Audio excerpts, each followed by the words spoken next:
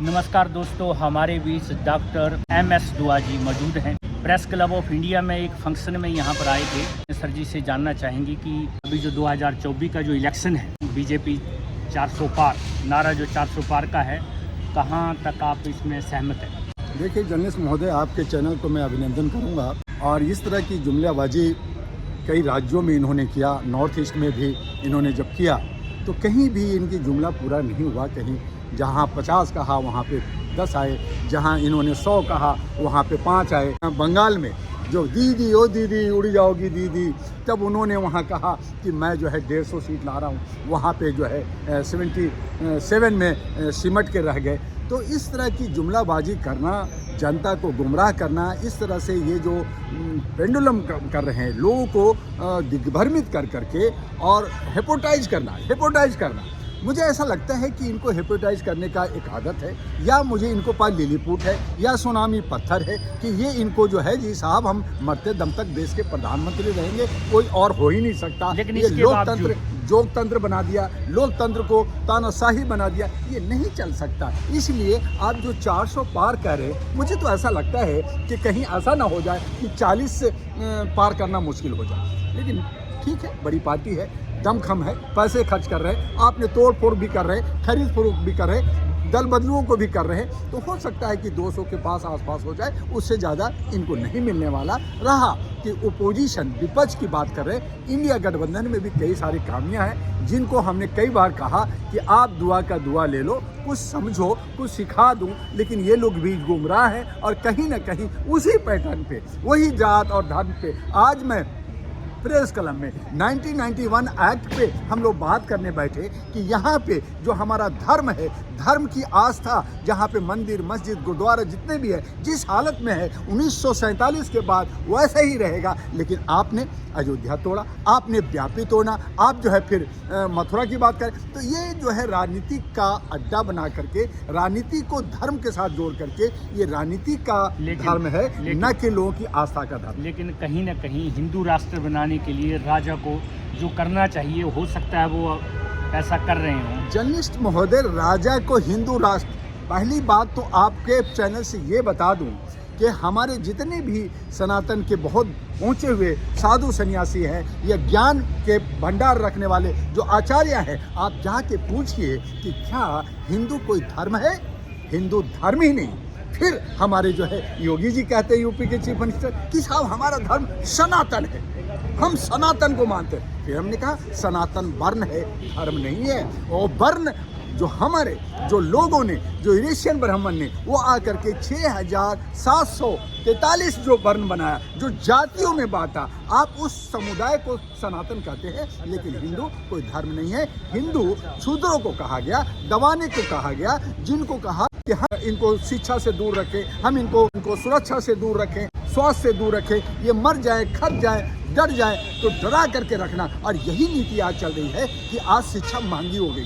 क्यों? क्योंकि आज जो है एक अगर डॉक्टर बनना है तो उसको जो है 5 करोड़ 5 साल लगते हैं। तो क्या गरीब आदमी 5 करोड़ दे सकता है? क्या कैपिटेशन दे सकता है? अगर बीमार हुए तो अपोलो हॉस्पिटल में क्या गरीब का बच्चा इलाज करा सकता है? तो आप बड़े बड़े जो हॉस्पिटल बनाए हैं, बड़े बड़े जो स्कूल और कॉलेज बनाए हैं, वो बड़े लोगों को जो धना सेठ हैं उनके लिए बना। तो ये जो आपने खाई पार्टी है, और यही खाई आपने सनातन युग में रखा था कि भाई एक गरीब रहेगा और एक अमीर रहेगा और वही राज करेगा। आप उसी पैटर्न पे आज भी राज करना चाहते हैं। और इसीलिए मैंने कहा कि ये जो इनकी मंशा है, इस मंशा को तोड़ने के लिए ये सरकार को 2/3 बहुमत नहीं मिलनी चाहिए। सरकार बना ले चलेगा, लेकिन अगर ये 2/3 बहुमत बना लिए तो जो हमारा एक्ट है 1991 और बहुत सारे एक्ट हैं, हमारे जर्नलिस्टों को परेशान किया जा रहा है, उनके लिए विधेयक लाया जा रहा है, मजदूरों के लिए ला रहा है, किसानों के लिए, तो ये सारे कानून बदल देंगे,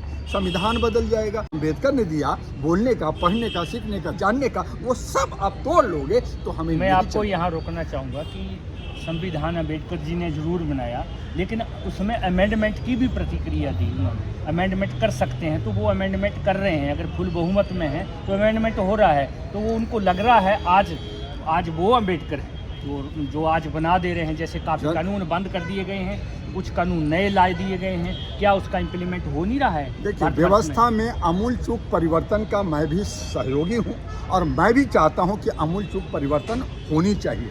लेकिन आप जब जनता के हित में आप काम कर रहे हैं तो जनता से आपने क्या मैंडेटरी लिया, क्या आपने उनसे पूछा, क्या आपने उसके लिए कोई सर्वे कराया?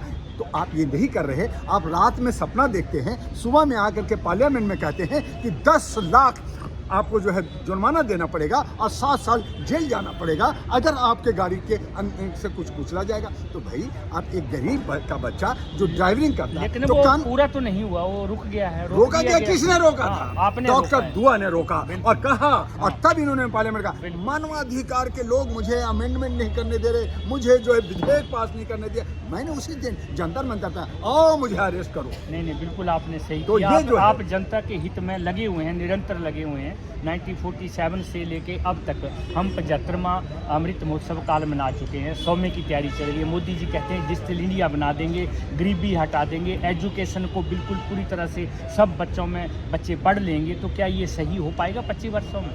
देखिए, जो वो कहा आज तक, उन्होंने कहा 15 लाख दूंगा, उन्होंने कहा 2 करोड़ की रोजगार दूंगा, उन्होंने कहा ये योजना। आप एक भी चीज़ बताइए ना, कितने सिटी जो है गांव जो है वो जो है डिजिटल सिटी बन गया, उनका बनारस क्या बन गया, उनका गांव जो गोद लिया था क्या वो डेवलप हो गया? तो ये सब जुमलाबाजी करने से देश का तरक्की नहीं होता। आप हवाई ढोलक पीटो, अच्छा कपड़ा पहन लो, उससे जो है आदमी जो है जेंटलमैन हो जाएगा। अगर उसको नॉलेज नहीं है, ज्ञान नहीं है और कपड़ा पहन करके कोट टाई लगा करके कहे कि मैं तो जस्टिस बन गया, तो ये नहीं हो सकता। इसी तरह से हमारे देश को जो बेड़ा गर्क किया जा रहा है, जिस तरह से 111वें स्थान पे हमारी गरीबी पे चला गया, 205 लाख करोड़ हमारे पे लोन आ गया है, एक एक नौजवान के ऊपर 1,40,000 का ऋण हो गया है। आज जो आप जर्नलिस्ट महोदय, आपको भी 1,40,000 देना पड़ेगा सरकार को, आप चाहे जैसे दे, और नहीं देंगे तो हम गरीबों को टैक्स लेंगे, दबाएंगे, महंगाई बढ़ेगी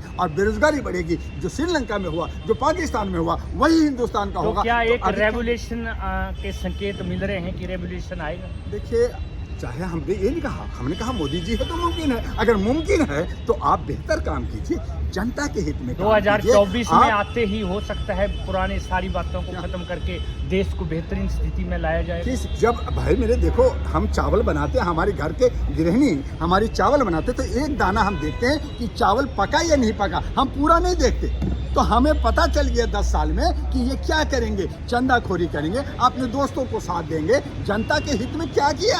10 साल में जो 65 साल में जो नहीं हो पाया वो किया उन्होंने। उन कमियों को धीरे भरते अब हमने जो 65-70 साल की जो रोना रोते, आज जो है यही आम आदमी पार्टी भी रो रही है कि भैया उसने चोरी किया तो हमने थोड़ा सा किया तो क्या किया। तो ये नहीं चलेगा। चोरी है, भ्रष्टाचार है, बलात्कार है। आप देश को तोड़ रहे हैं, बेच रहे हैं, आप जो है गरीबी बढ़ा रहे हैं, आप जो है एजुकेशन में आपने जो है जितने भी कॉर्पोरेट के लोग हैं उनको आगे बढ़ा रहे हैं, आप जो है शिक्षा में बड़े बड़े हॉस्पिटल को आप आगे बढ़ा रहे हैं। गरीबों के लिए जो छोटा क्लिनिक बनना चाहिए, छोटे प्राइमरी स्कूल बनना चाहिए, जहाँ पे एजुकेशन सही होना चाहिए। क्या आपने उसके लिए कुछ किया? ना एजुकेशन के लिए किया, ना हेल्थ के लिए किया, ना सुरक्षा के लिए किया। हमारी मणिपुर जलता रहा। आज मणिपुर नहीं जाना क्यों चाहते आप? बीजेपी का कैंडिडेट वहाँ क्यों नहीं खड़ा हो रहा? क्या मेघालय में आप खड़ा क्यों नहीं हो रहे? क्या वो देश का हिस्सा नहीं है? आप वहाँ लड़ रहे हैं, जैसे दिल्ली में लड़ रहे हैं, वहाँ भी लड़िए ना।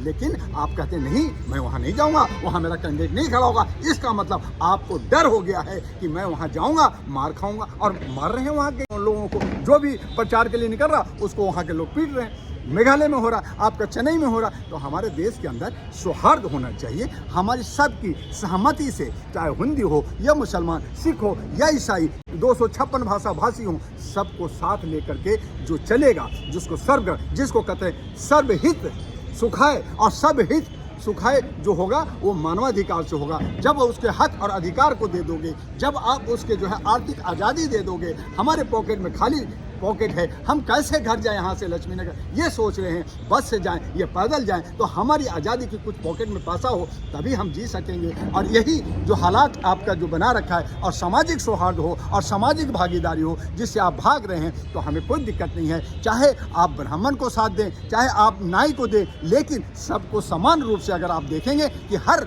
नागरिक जो 141 करोड़ जो भारत की जनता है, वो हमारे वोटर है, हम उसके प्रधानमंत्री हैं। और अगर ऐसा करते हैं तो मैं समझता हूँ हर एक नागरिक उनको जय हो करेगा, जैसे अभी कर रहे हैं। अभी हमने कहा कि आप विष्णु के अवतार हैं भैया, तो आप करके दिखाओ ना। लेकिन अगर उसमें गलती करेंगे, आप चुगली करेंगे, आप भ्रष्टाचार करेंगे, आप जो है चंदाखोरी करेंगे, तो हम तो आपके खिलाफ जाएंगे। रहा दूसरे लोग तो दूसरे लोग या तीसरे लोग, सबको फांसी पे चढ़ा दो, चौक पे ला करके, और इंडिया गेट पे सबको फांसी चढ़ा दो। इनको ख़त्म करो। हमारे 55 करोड़ जो हमारे नौजवान हैं, हमारे लड़कियां हैं, IAS IPS इंजीनियर डॉक्टर और जजेज हैं, उनमें से हम 543 निकाल लेंगे। बहुत अच्छी बात आपने कही है। तो नमस्कार दोस्तों, ये थे हमारे साथ डॉक्टर MS दुआ। फिर एक नई शख्सियत के साथ दोबारा मुलाकात होगी। तब तक के लिए नमस्कार, जय हिंद, वंदे मातरम, जय भारत। धन्यवाद।